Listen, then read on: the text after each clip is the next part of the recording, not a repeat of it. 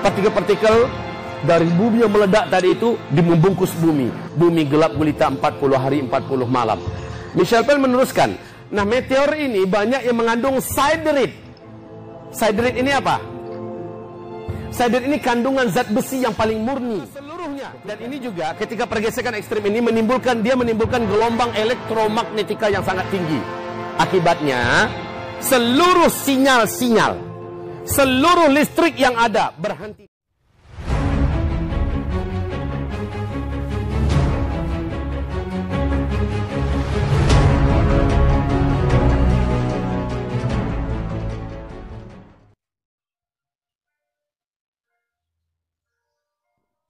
Ibnu Abbas mengatakan, ketika sahabat-sahabat kami mengatakan meteor sudah melesat menuju ke arah bumi, maka besok dukhan dimulai.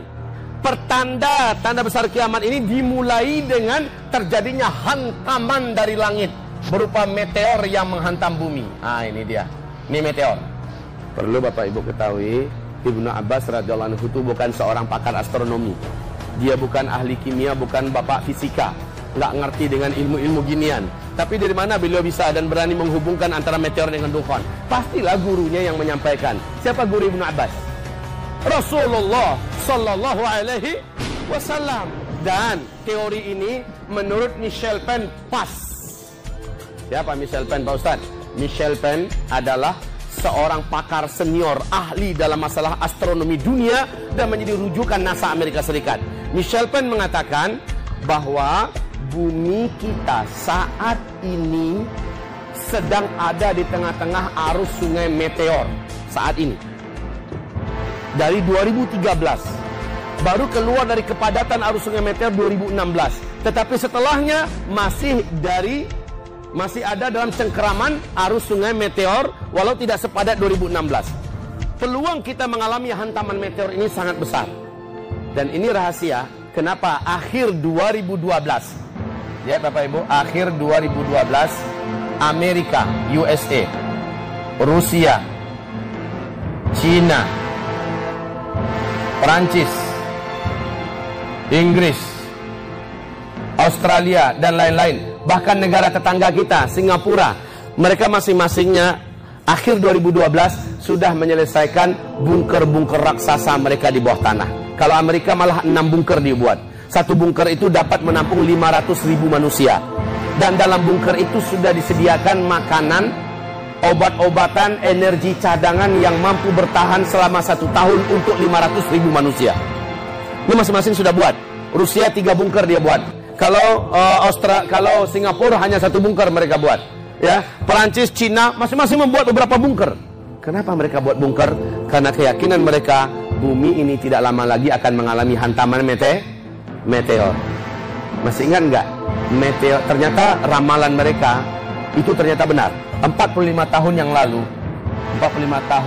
yang lalu NASA sudah mengumumkan bahwa 2013 bumi ini akan mulai memasuki arus sungai meteor. Benar. 2013 ada 3 meteor masuk ke dalam bumi. Masih ingat nggak? Yang pertama tanggal 15 Februari 2013, meteor pertama jatuhnya di Siberia, Rusia. Kan heboh seluruh dunia memberitakan kan? Beratnya meteor itu 10.000 ton. Meteor ini ketika melaju, maka 30.000 gedung-gedung kaca-kacanya hancur, Pak. 1.500-an orang korban manusia. Karena kaca-kaca ini ketika hancur, dia melesat seperti peluru. Nasib baik meteor ini jatuhnya ke danau es. Sehingga danau itu menggelegak dan berapi seperti kawah gunung berapi. Meteor kedua tanggal 14 April.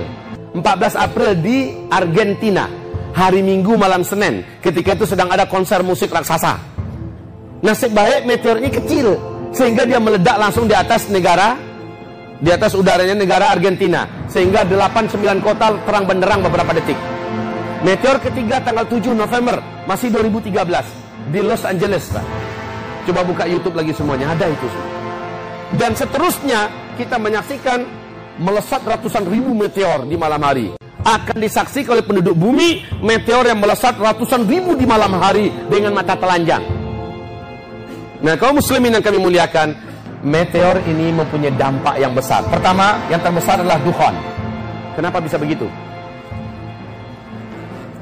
Anggaplah ini meteor. Kecepatan meteor di ruang angkasa itu 120.000 km per jam kecepatannya, ya.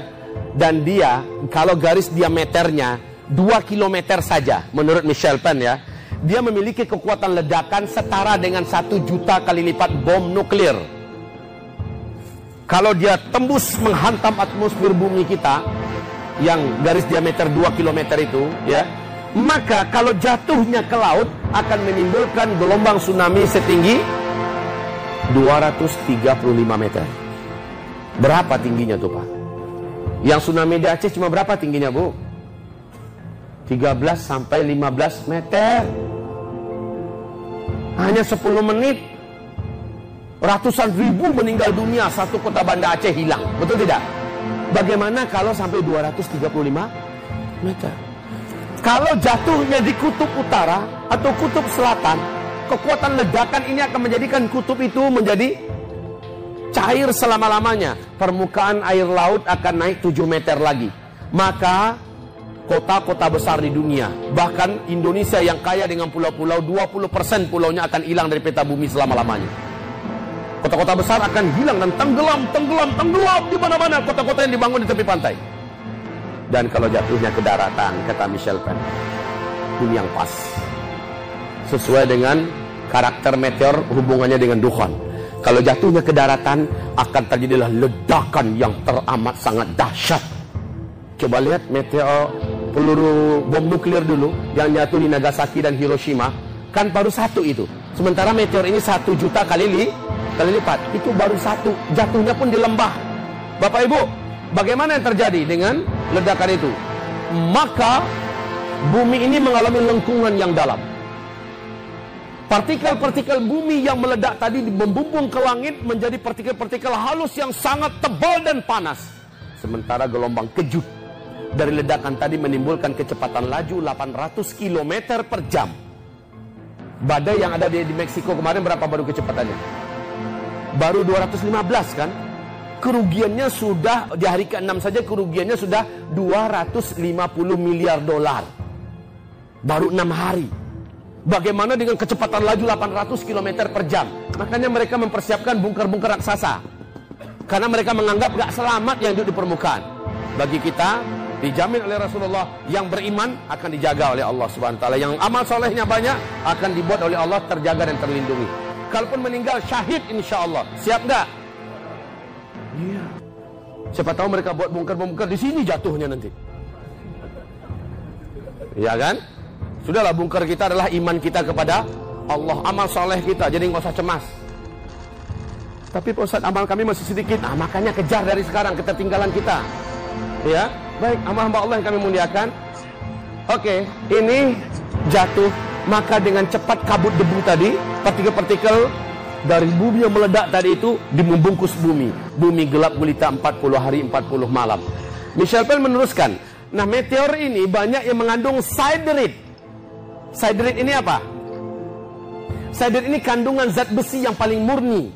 Ketika dia masuk di atmosfer bumi kita, jedum. Kemudian dia merangsek menembus pertahanan atmosfer kita. Gesekan yang ekstrim ini akan menimbulkan medan magnet yang sangat kuat. Dia terbakar ya, terbakar, kulitnya melepuh, satu persatu bagian kulit ini lepas, maka menjadi hujan meteor kecil. Kayak film 2012, ada nggak melihat? Kiamat 2012 itu, bagaimana meteor kecil menembus bukit, menembus gedung-gedung, kan begitu kan? Itu kulitnya yang mengelupas. Sementara yang intinya mengandung siderite. Siderite ini ketika bergesekan dengan atmosfer, maka akan menimbulkan medan magnet yang sangat kuat. Medan magnet ini akan menjadikan seluruh besi dan logam yang ada di muka bumi terinduksi. Maka ini penyebab pesawat tidak lagi bisa terbang. Karena besi dengan besinya lengket. Mobil juga nggak bisa starter.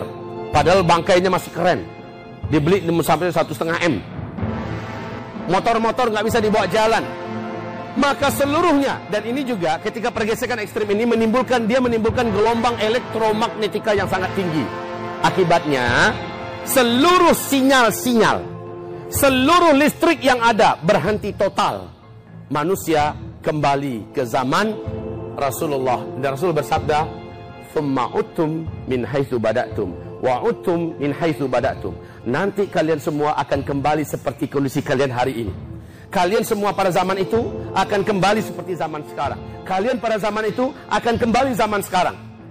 Dan kata Rasulullah, saat Al-Mahdi nanti muncul, saat Al-Mahdi nanti muncul, kalian akan berperang bersama Al-Mahdi menggunakan pedang, menggunakan tombak dan panah.